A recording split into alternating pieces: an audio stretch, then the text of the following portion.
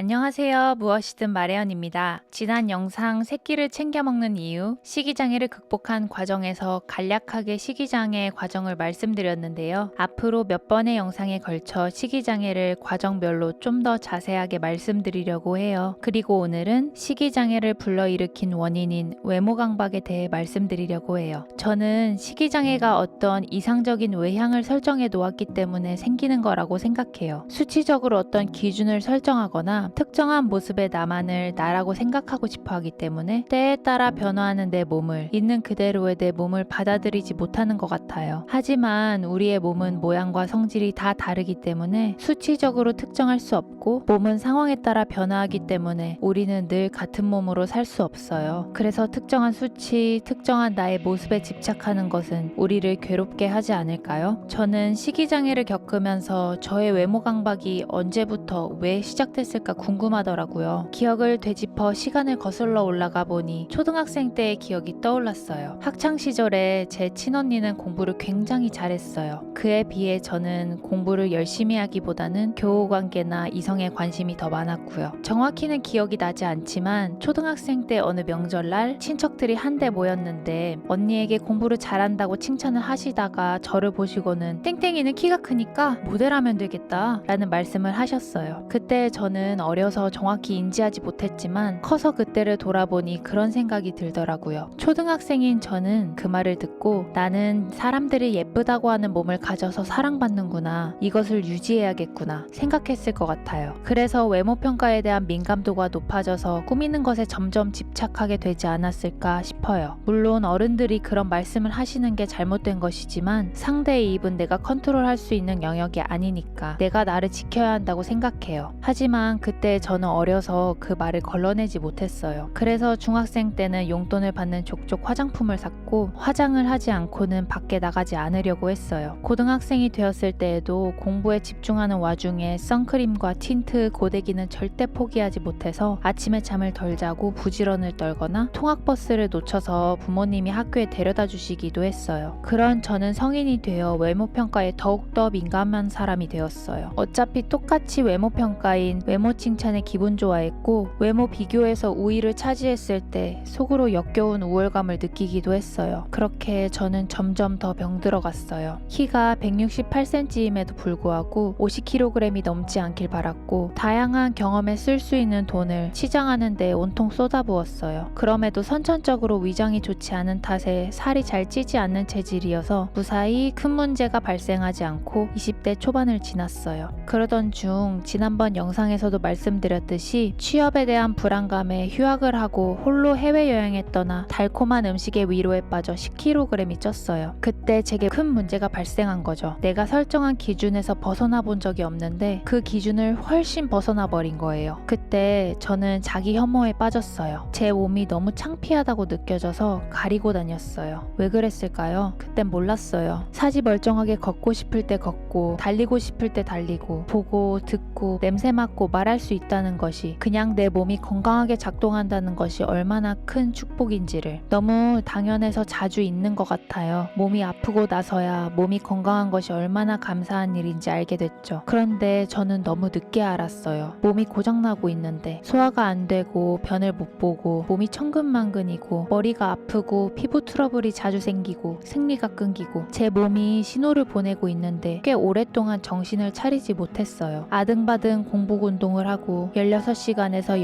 18시간의 간헐적 단식을 매일 하고 김밥 한 줄 정도만을 저에게 허락하고 그 이상을 먹었을 땐 에라 모르겠다 토할 심산으로 엄청난 양을 밀어놓고 토해냈죠. 그때 저는 너무너무 불안하고 사랑이 받고 싶었어요. 예쁜 외형이면 그게 다 가능할 거라고 생각했어요. 크나큰 오산이었죠. 안 먹고 운동을 하다 보면요, 어느 순간 살이 잘 안 빠져요. 근육도 안 생기고 늘 피곤해요. 그건 먹지 않아서예요. 내 몸이 기아 상태인 거예요. 먹을 게 들어오지 않으니 몸이 활동하지 않는 거죠. 우린 잘 때도 생활을 할 때도 에너지를 필요로 해요. 그런데 에너지를 공급해주는 음식이 들어오지 않으면 자도 잔 게 아니고 깨어 있어도 깨어 있는 것이 아니에요. 건강하게 살아있는 것보다 남들이 내 몸을 어떻게 볼지가 정말 중요할까 생각했어요. 남들 입맛에 맞게 외형을 만든다고 나를 진정으로 사랑해줄까? 아니었어요. 나만이 나를 진정으로 사랑할 수 있어요. 그리고 진정으로 사랑한다는 건 모든 모습을 있는 그대로 수용하는 것이에요. 우린 모두 다양한 모습을 가지고 있어요. 한 모습으로 특정 지어질 수 없고 그 모습만 가지고 살아갈 수도 없어요. 저의 예를 외형적인 부분에 국한되어 말씀드려 볼게요. 저는 아침에 화장실을 잘 가고 꾸준히 새끼를 건강하게 잘 챙겨 먹고 군것질을 하지 않고 잘 자면 몸이 굉장히 가볍고 제가 그렇게 미워했던 아랫배가 거의 나오지 않아요. 하지만 배란주가 되면 군것질이 당기기도 하고 몸이 조금 무겁고 화장실을 못 가기도 하고 아랫배가 좀 빵빵해져요. 그리고 생리주에는 달달하고 기름진 음식이 먹고 싶고 몸도 붓고 컨디션도 좋지 않고 배도 당연히 빵빵해져요. 스트레스를 많이 받는 날은 같은 일을 해도 에너지가 더 빨리 소모돼서 음식이 더 당기고 스트레스 때문에 머리가 복잡해서 잠을 잘 못 자니 다음날 변도 잘 못 넣어요. 이렇듯 몸은 상황과 상태에 따라 달라져요. 그러니 몸무게가 왔다 갔다 하는 게 정상이고 몸의 모양도 매일 다르겠죠. 그걸 받아들이려고 노력해야 건강해질 수 있더라고요. 그래야 몸이 정상화돼요. 내 몸을 있는 그대로 받아들이지 않는 건 이런 거 아닐까요? 꽃은 왜 저렇게 생겼어? 나무는 왜 저렇게 생긴 거야? 그냥 그건 그거인 게 아닐까요? 그냥 그렇게 태어났고 그 자체만으로도 가치가 있는 것이 아닐까요? 유일무이한 존재잖아요. 그 자체로 가치가 있는 것이잖아요. 우리 자신을 좀 더 사랑하면서 살아가도록 해요. 다음 편에서는 제가 식이장애를 겪으면서 시도해본 방법 중에 첫 번째 방법인 식사일지를 공유하려고 해요. 부디 많은 사람들이 불행해지지 않길 바라요. 내 자신이 내 편이 되어 든든한 아군과 함께 힘차게 살아가길 바라요. 이 모든 바람들은 저를 향한 것이기도 해요. 여러분, 오늘도 잘 먹고 잘 자고 잘 사는 하루 보내시고 남이 나에게 상처를 주면 그 상처 받지 마세요. 내가 나를 지키세요. 우리 서로 말해주고 또 말해주도록 해요. 그럼 다음 영상으로 찾아뵐게요.